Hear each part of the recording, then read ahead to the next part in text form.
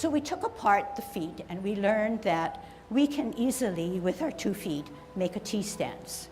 But with making a T-stance, we know that 1 foot has to be the full or grounded foot, whereas the other foot is the empty or insubstantial foot.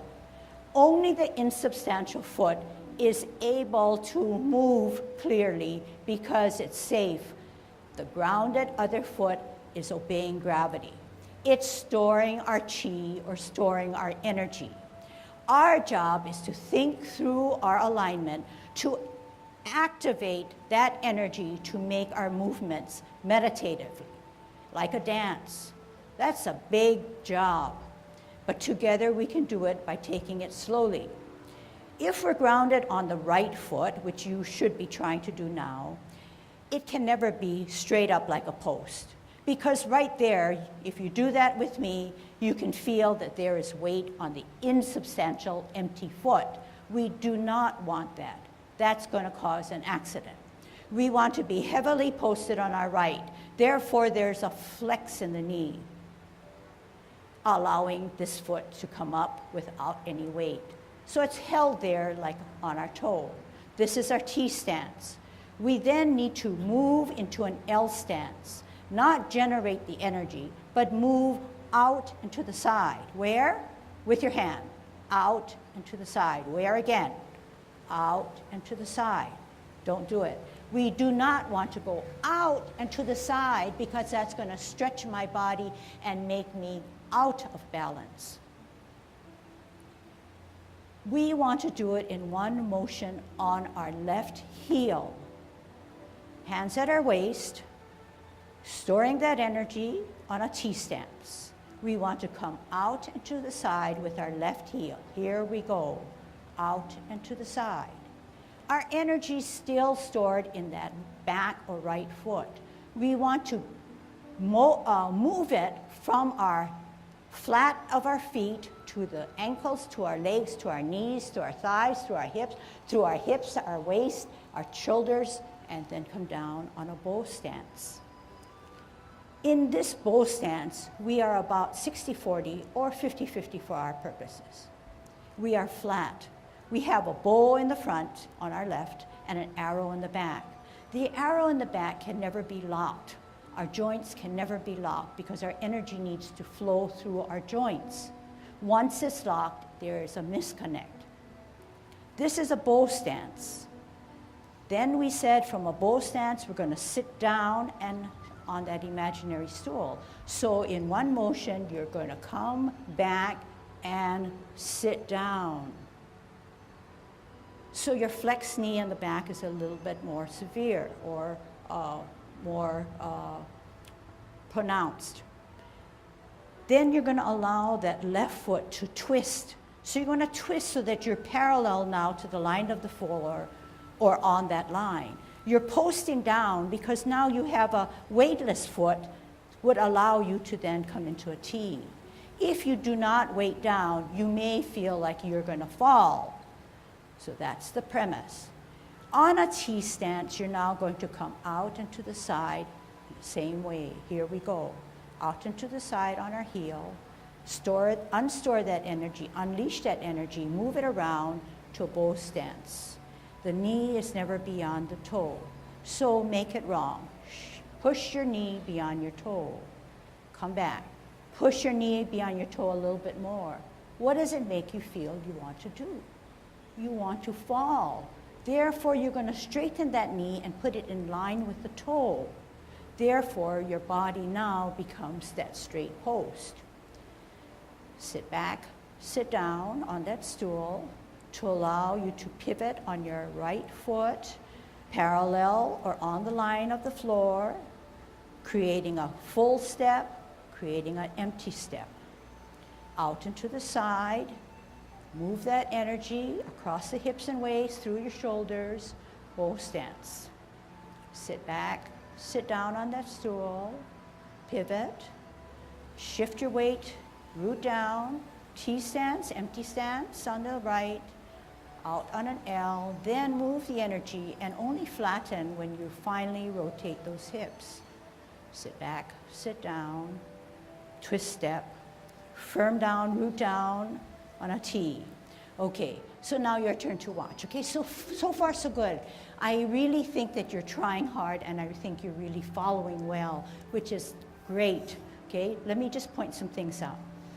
I'm on a T stance, I'm on an L stance. I turn my hips and waist as I generate that energy to come down. Do you see that when I finally come down, my foot comes down? Do not make, watch again, out on an L, turn the hips and waist, then come down. You don't ever want to get into a position where you come out on an L, you start to generate that energy, you come down, and then you finish up. You're going to put more pressure on your knee joints, okay? So you want to do it in a synchronized, something that is coordinated, a coordinated way rather than something that's just disjointed. So this is a mistake, okay? A very bad error. I'm rooted down nicely on a T. I come out on an L. I turn my hips and waist partially. I come down because I know that that's the eventual end point. I haven't turned my hips and waist yet. That's not good. So what is good is that out and to the side, turn the hips and waist, drop down. Can we do two good ones, okay? Two really good ones, concentrating heavily on using your hips and waist. T stance, L stance, turn hips and waist, drop down. Sit back, sit down, pivot, root down, T, empty step, L, generate that energy, turn the hips and waist, then come down.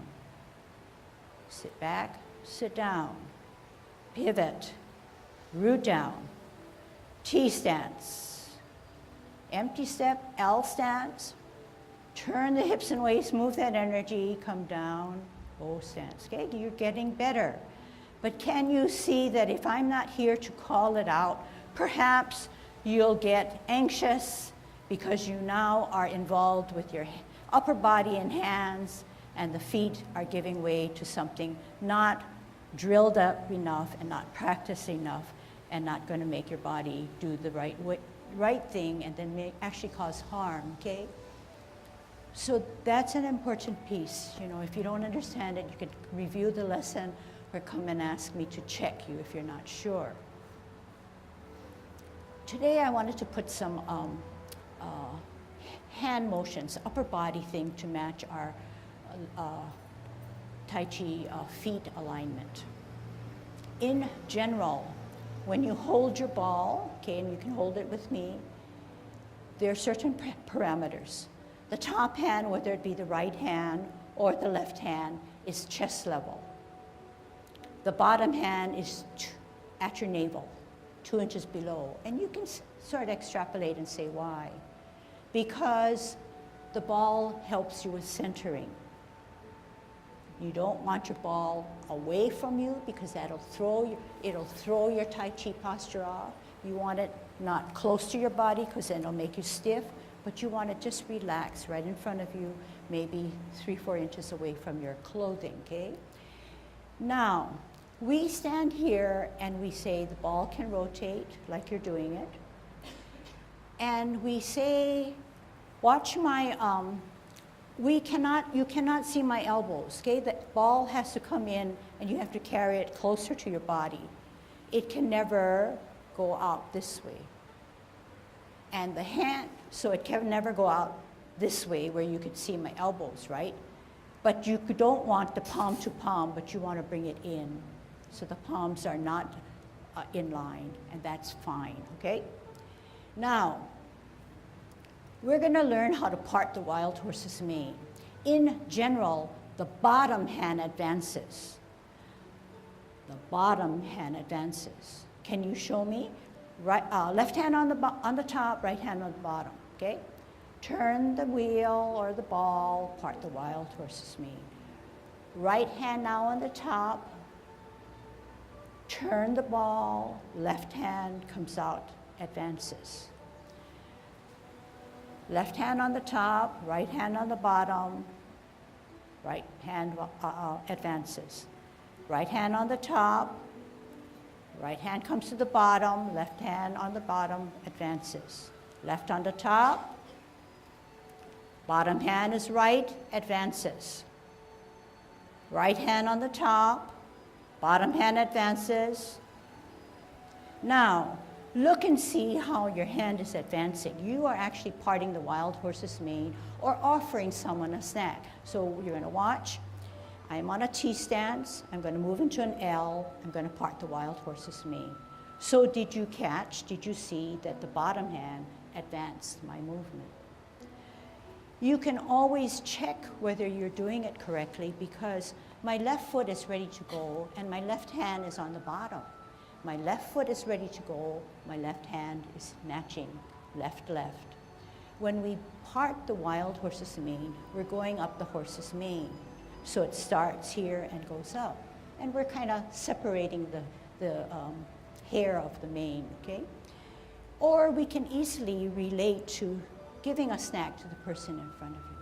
So the person in front of you is not a midget, and you're not going to throw your Tai Chi posture off and go down here.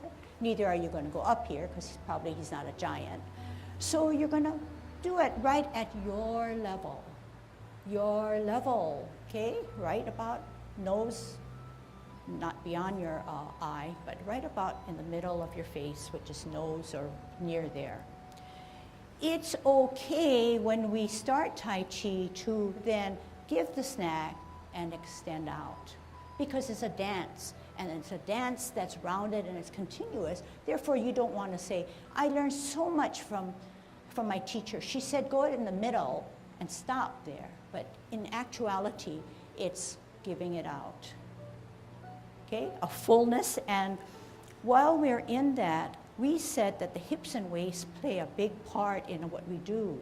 Therefore, if hips and waist move, no matter what my hands do, they will travel as long as I have energy and chi and the right frame of mind to power that hips and waist. Watch again. No matter what I do with my hands, they will move with me. No matter what I do, my hands will move with me. But look again. Do my hands get there before my waist and hips turn? Do they get there before my hips and waist? No. So all your movements are being generated by the hips and the waist.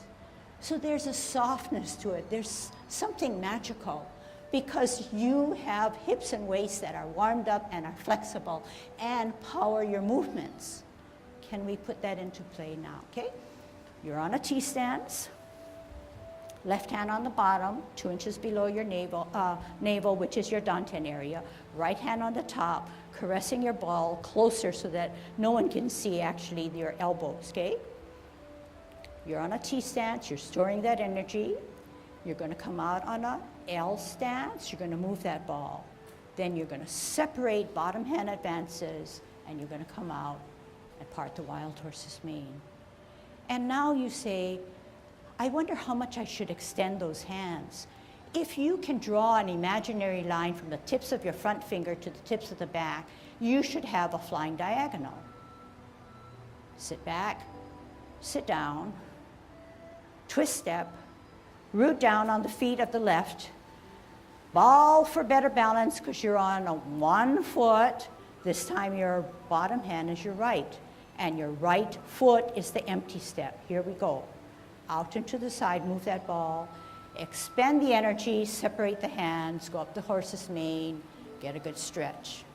Do you have a flying diagonal, or is your knee not beyond your toe? If so, sit back, sit down, pivot, root down, hold your ball because you need balance, you're centering yourself. Out on an L, move that ball. Bottom hand advances to part the wild horse's mane. Sit back, sit down, pivot. Left hand on the top, right hand on the bottom, right foot ready to go. T stance, L stance, move that ball, separate the hands, bow stance. Sit back and lower. Hold your ball in a T stance, okay? So I know doing this that I need to give you more details, but just for an experiment to see how much you can pick up. I won't tell you in words what more needs to be done, but just through the power of observation, can you see where you can help yourself? And then we'll touch bases, okay?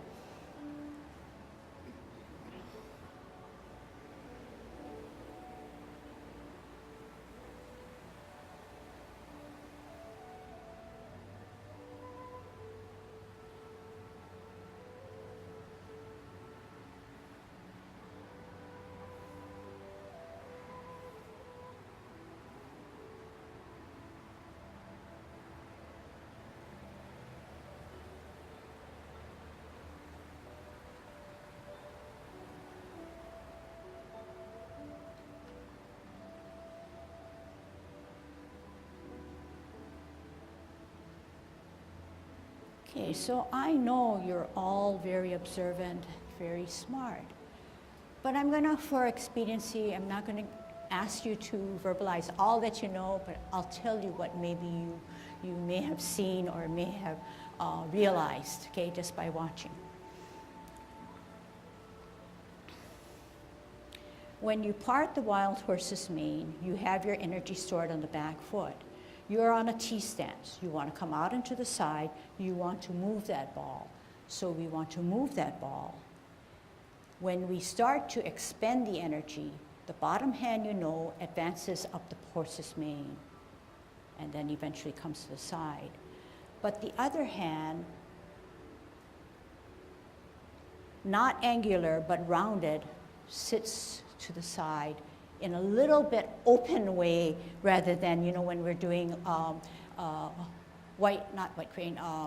golden cockerel, you know, it was down here. This time it comes out a little bit more. It flares out a little bit more to catch that diagonal. If it were here, it would not be a good diagonal, but you want to come out a little bit more so there is a definite diagonal.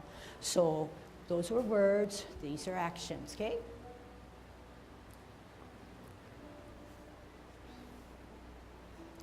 Let me do it one good one.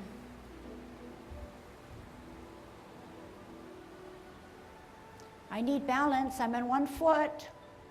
Use your upper body.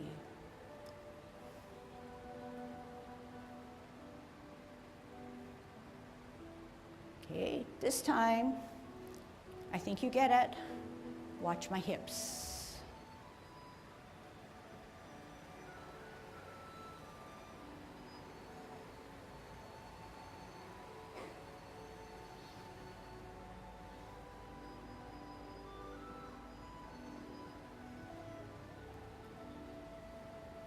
My hands look like they're floating because they are.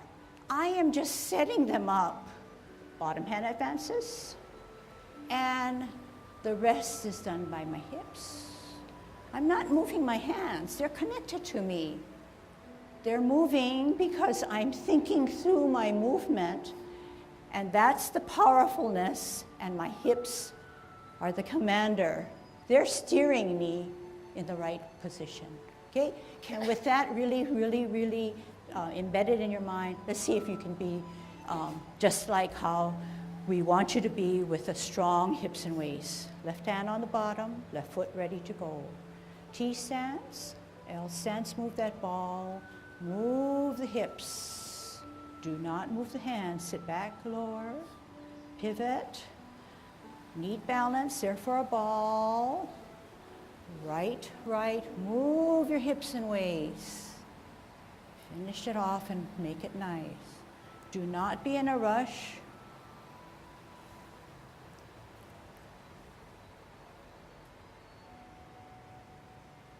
Move the hips and waist. So the hips and waist are really important. The more flexibility you can give it, probably the more beautiful your Tai Chi can be. But always put emphasis on the hips and the waist.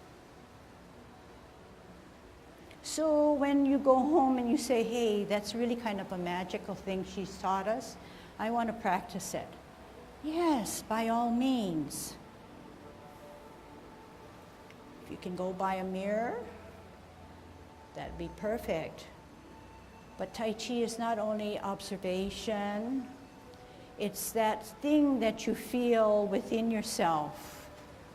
The serenity, the relaxation you gain. You feel as if you're on the top of the world because you're concentrated only on yourself. Over time, you wouldn't have as much sweaty, clammy hands. You will also have a sense of softness and suppleness with your wrists, fingers, and hands. So I think I'm getting the feeling that we can do this forever. It's relaxing. It's quiet.